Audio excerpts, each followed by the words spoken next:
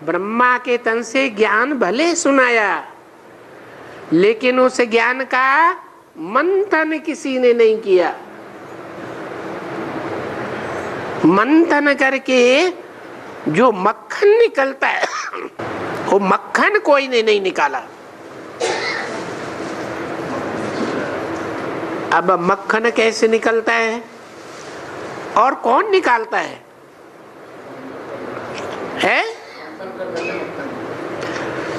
मंथन करना, सोचना, विचारना ये मनुष्य का काम है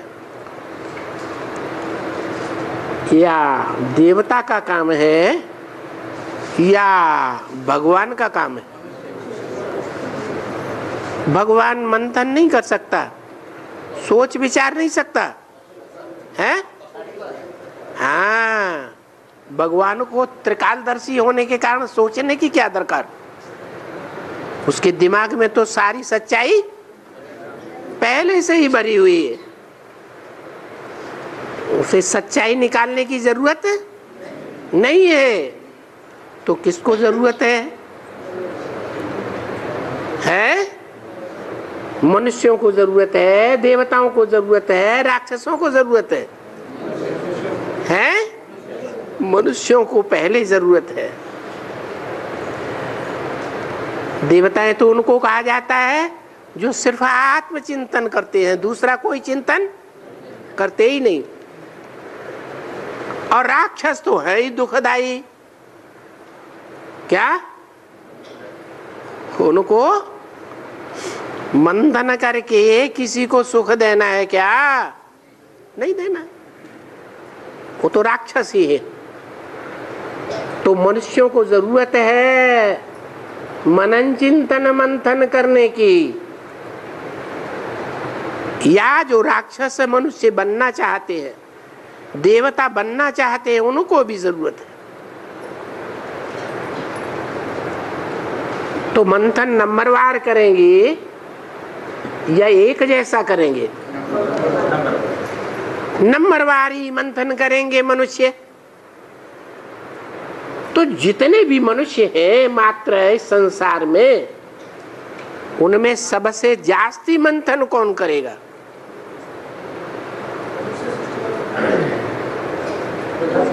है कौन? क्यों प्रजापिता? क्यों प्रजा माता? क्यों नहीं है? क्यों? अरे कारण बताओ। है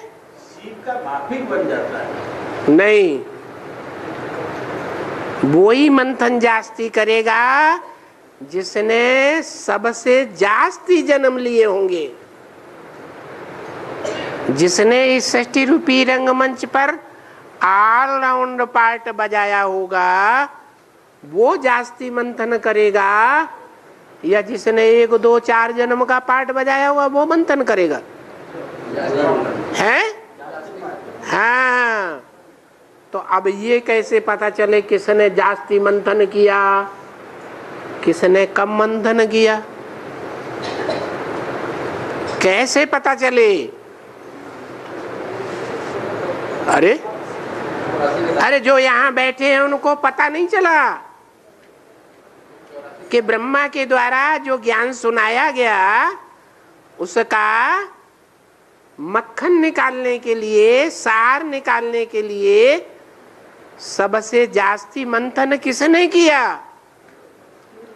नहीं पता चला है?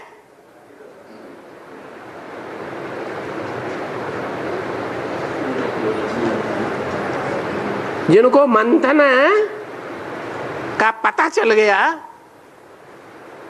कि इसने जास्ती मंथन किया,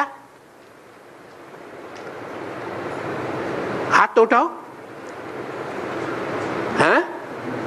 अरे उठाया, फिर डाल लिया 2-3 ने। बस 2-3 को पता चला और वो भी उठाया, झट से नीचे कर दिया। जो ऑलराउंड पार्ट बजाया वही। तो कैसे पता चले कि इसने ऑलराउंड पार्ट बजाया, इसने बजाया, इसने नहीं बजाया, इसने बजाया, उसने बजाया।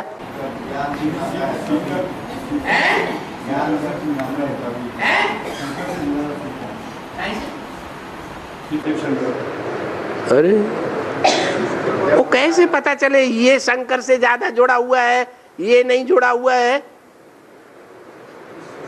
शिव तो दिखाई नहीं पड़ता, जुड़ा हुआ कैसे दिखाई पड़ेगा? शंकर का भी पता नहीं कि शंकर कौन है। इसका मतलब ये हुआ कि सब संशय बुद्धि है। पक्का 100% निश्चय बुद्धि एक भी बना या नहीं बना है? बताओ। है? सब निश्चय बुद्धि है? हाँ, नंबरवार निश्चय बुद्धि और नंबरवार अनिश्चय बुद्धि। अनिश्चय बुद्धि होने के कारण पक्का पक्का किसी की बुद्धि में नहीं बैठता कि इस मनुष्य सृष्टि का पहला पुरुष प्रजापिता कौन है, जो आदि से अंत तक पार्ट बजाने वाला है। बुद्धि में न बैठने के कारण शिव बाप के ऊपर भी निश्चय नहीं बैठ पाता। आज निश्चय बुद्धि और कल अनिश्चय बुद्धि। ऐसा होता है या नहीं होता है? होता है। तो देखो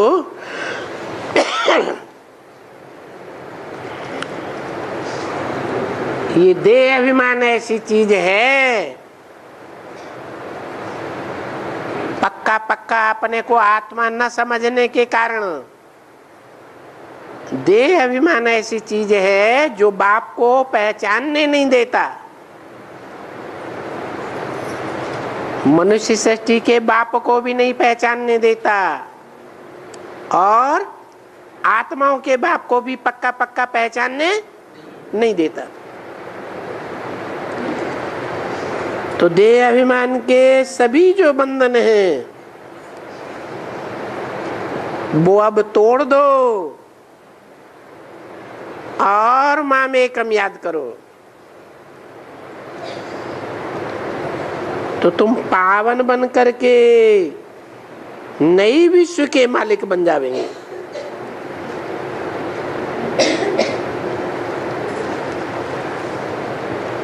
है?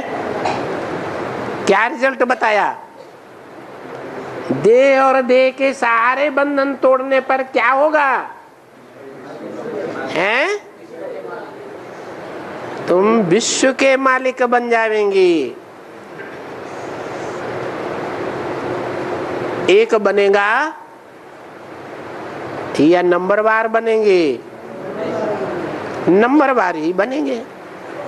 एक 100% बनेगा, बाकी सब नंबरवार बनेंगे।